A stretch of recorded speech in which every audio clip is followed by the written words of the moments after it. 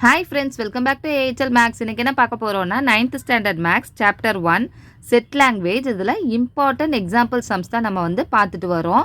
So இன்னைக்கு வந்து example 1.21 வந்து பார்க்க போறோம். ஓகேங்களா?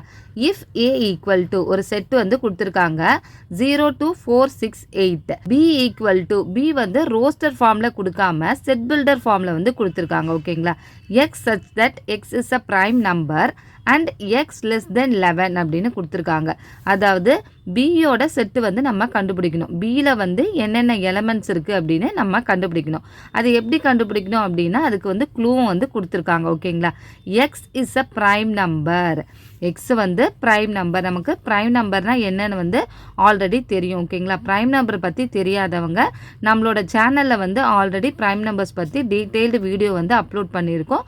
புதுசாக பார்க்குறவங்க வந்து அந்த வீடியோ வந்து பார்த்து தெரிஞ்சுக்கோங்க. ஓகேங்களா? ப்ரைம் நம்பர் 2, 3, 5, 7, 11, 13 அப்படியே வந்து போயிட்டே இருக்கும் எக்ஸட்ரா. இப்போ எக்ஸட்ரான்னு நம்ம வந்து செட்டுக்குள்ளே வந்து எழுத முடியாது. ஓகேங்களா? ஸோ அதுக்கு தான் இங்கே ஒரு க்ளூ கொடுத்துருக்காங்க. எக்ஸ் லெஸ் தென் 11. லெஸ் தென் 11 அப்படின்னா 11க்கு குறைவாக இருக்கணும் அப்படின்னு சொல்லியிருக்காங்க. ஓகேங்களா? ஸோ அப்போ என்ன வரும்? 2, 3, 5, 7.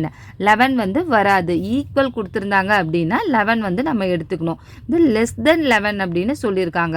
ஸோ அப்போ வந்து நம்ம 11 வந்து எடுக்கக்கூடாது. 11க்கு குறைவாக எடுக்கணும். ஓகேங்களா?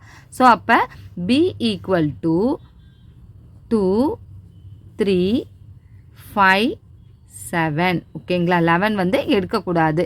ஏன்னா இங்கே ஈக்குவல் டு கொடுக்கல. ஈக்குவல் டு கொடுத்துருந்தாங்கன்னா நம்ம வந்து 11 வந்து எடுத்துக்கலாம். இங்கே வந்து லெஸ் தென் 11 தான் கொடுத்துருக்காங்க. ஓகேங்களா?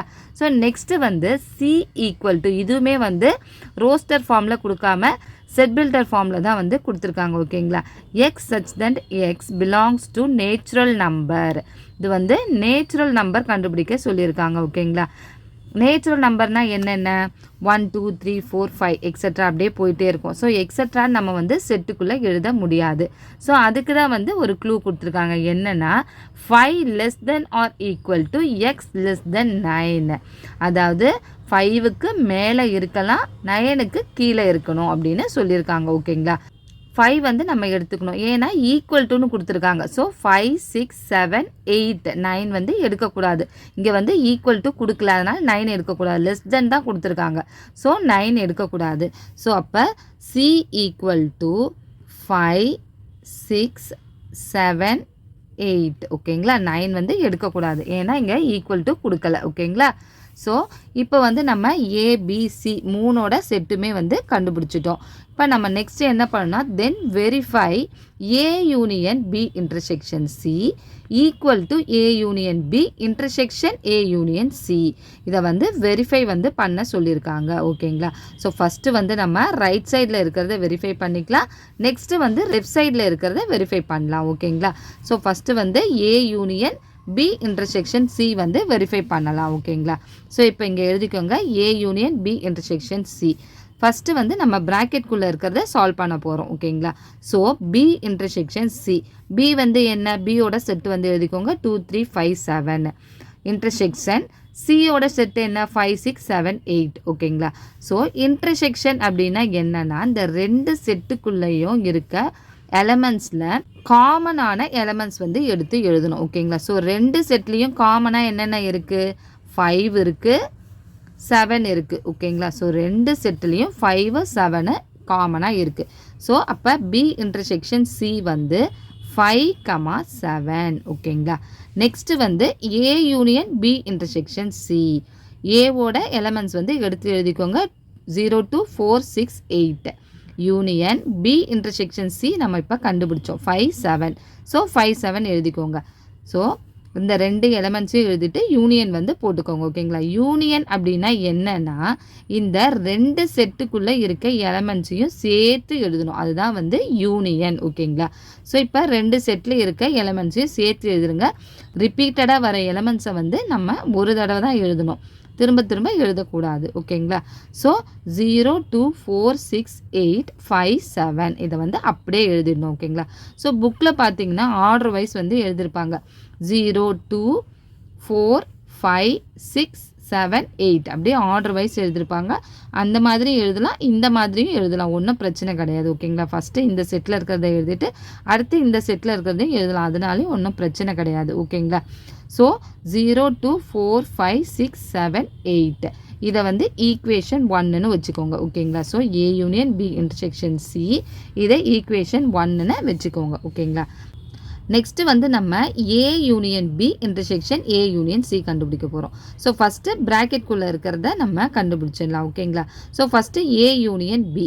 ஏ யூனியன் பி ஃபஸ்ட்டு வந்து ஏவோட செட் எழுதிக்கோங்க 0 2 4 6 8 யூனியன். நெக்ஸ்ட்டு வந்து பியோட செட் எழுதிக்கோங்க 2 3 5 7. ஓகேங்களா.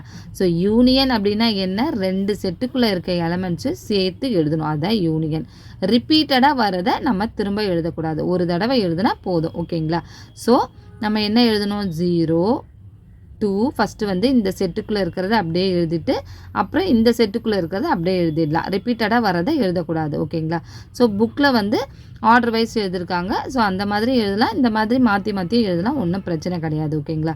0 2 3 4 5 6 7 8 0 2 3 4 5 6 7 8 ஏ யூனியன் பி. ஓகேங்களா. ஸோ நெக்ஸ்ட்டு வந்து ஏ யூனியன் சி வந்து கண்டுபிடிக்க போகிறோம்.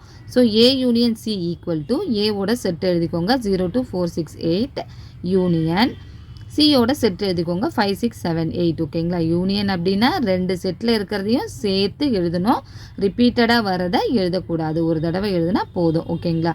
ஸோ 0 2 4 5 6 வந்து ரெண்டு டைம் வருது, ஸோ ஒரு டைம் எழுதுனா போதும். ஓகேங்களா. 6 7 8 வந்து ரெண்டு டைம் வருது, ஸோ ஒரு டைம் எழுதுனா போதும். ஓகேங்களா. 0 2 4 5 6 7 8 இது வந்து ஏ யூனியன் சி. ஓகேங்களா.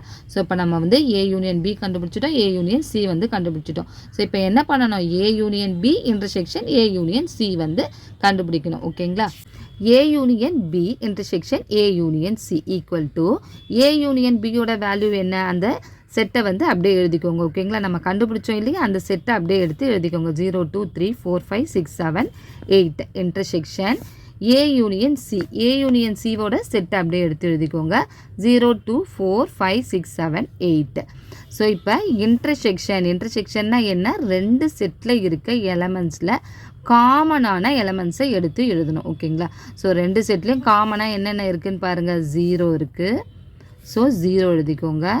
நெக்ஸ்ட்டு 2 இருக்குது, 2 எழுதிக்கோங்க. 3 வந்து இந்த செட்டில் இருக்குது, இந்த செட்டில் இல்லை, ஸோ எழுதாதீங்க. 4 இருக்குது, எழுதிக்கோங்க. 5 வந்து ரெண்டு செட்லேயும் இருக்குது. 6 வந்து ரெண்டு செட்லேயும் இருக்குது. 7 ரெண்டு செட்லேயும் இருக்குது. 8 ரெண்டு செட்லேயும் இருக்குது. ஓகேங்களா. ஸோ காமனாக இருக்கிறத எடுத்து எழுதணும், அதுதான் வந்து இன்டர்செக்ஷன். ஓகேங்களா. So A union B intersection A union C. So இது வந்து 0 2 4 5 6 7 8 இதை வந்து ஈக்குவேஷன் 2ன்னு வச்சுக்கோங்க. ஓகேங்களா.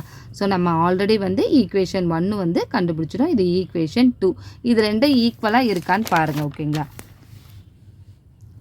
ஸோ ஈக்குவேஷன் 1 வந்து 0 2 4 5 6 7 8. ஓகேங்களா. A union B intersection C. A union B intersection A union C equation 2 0 2 4 5 6 7 8. So equation 1 equation 2 ரெண்டுமே வந்து ஈக்குவலாக இருக்குதுன்னு நம்ம வெரிஃபை பண்ணிட்டோம். ஸோ இப்போ வந்து நம்ம இதை எடுத்து எழுதணும். ஓகேங்களா. So from 1 and 2 it is verified that A union B intersection C equal to A union B intersection A union C. ஓகேங்களா. ஸோ இந்த மாதிரி நம்ம எடுத்து எழுதணும், ரெண்டையும் வெரிஃபை பண்ணிவிட்டு அது ஈக்குவல் அப்படின்னு சொல்லிட்டு நம்ம எடுத்து எழுதணும். ஓகேங்களா. 5 மார்க்ஸில் வந்து இது ரொம்ப இம்பார்ட்டண்ட்டான சம்மு. ஸோ இதை நல்லா வந்து நீங்கள் போட்டு பாருங்கள். ஓகேங்களா. நான் சொல்லிக் கொடுக்குற விதம் உங்களுக்கு புரிஞ்சிருக்கும் அப்படின்னு நினைக்கிறேன். என்னோடய வீடியோ பிடிச்சிருந்தது அப்படின்னா உங்களோட ஃப்ரெண்ட்ஸுக்கு ஷேர் பண்ணுங்கள், லைக் பண்ணுங்கள். என்னோடய வீடியோ மறக்காமல் சப்ஸ்கிரைப் பண்ணுங்கள். டவுட் ஏதாவது இருந்தால் கமெண்ட் செக்ஷனில் கமெண்ட் பண்ணுங்கள். தேங்க்ஸ் ஃபார் வாட்சிங்.